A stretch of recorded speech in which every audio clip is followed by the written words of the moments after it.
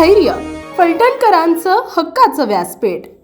खासदार शरद पवार यांच्यापासून वेगळ्या झालेल्या राज्याचे उपमुख्यमंत्री अजितदादा पवार यांनी फलटण कोरेगाव विधानसभा मतदारसंघातून राष्ट्रवादीकडून दीपक चव्हाणच उमेदवार असतील असं काल जाहीर केलं। पक्षाकडून ही अधिकृत घोषणा नसली तरी सोवशी या गावात एका कार्यक्रमावेळी फोनद्वारे अजितदादांनी दीपक चव्हाणच उमेदवार राहतील अशी घोषणा केली आहे।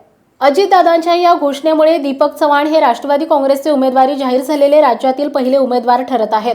दीपक चव्हाण यांना सलग चौथ्यांदा उमेदवारी मिळण्याचे एकमेव कारण असणार आहे ते म्हणजे श्रीमंत रामराजे नाईक निंबाळकर यांची राजकीय ताकद। अजितदादा पवार शरद पवारांशी फारकत घेऊन राज्याच्या सत्तेत सामील होताना श्रीमंत रामराजे नाईक निंबाळकर हे अजितदादांच्या सोबत राहिले होते। सत्तेत सामील होण्याबरोबरच चिन्ह आणि पक्ष स्वतःकडे ठेवण्यासाठी अजितदादांना साथ देण्यामध्ये श्रीमंत रामराजे आणि श्रीमंत रामराजेंच्या नेतृत्वात काम करणारे आमदार दीपक चव्हाण कुठेही मागे नव्हते। श्रीमंत रामराजे आणि खासदार शरद पवार यांचे जुने संबंध असतानाही श्रीमंत रामराजेंनी अजितदादांना दिलेली राजकीय साथ ही अजितदादांसाठी लाख मोलाची असल्यानंच अजितदादांनी आमदार दीपक चव्हाणांना उमेदवारी देण्याचा निश्चित केला असणार आहे।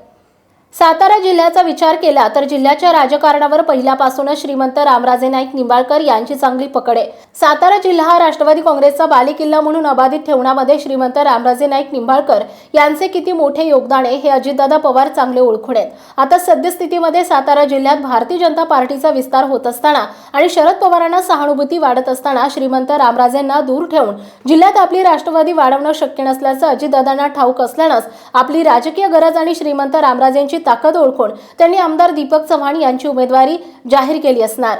फलटण कोरेगाव विधानसभा मतदारसंघाचा आपण विचार केला तर या मतदारसंघावर श्रीमंत रामराजे नाईक निंबाळकर यांचे गेल्या 30 वर्षांपासूनचं वर्चस्व आहे।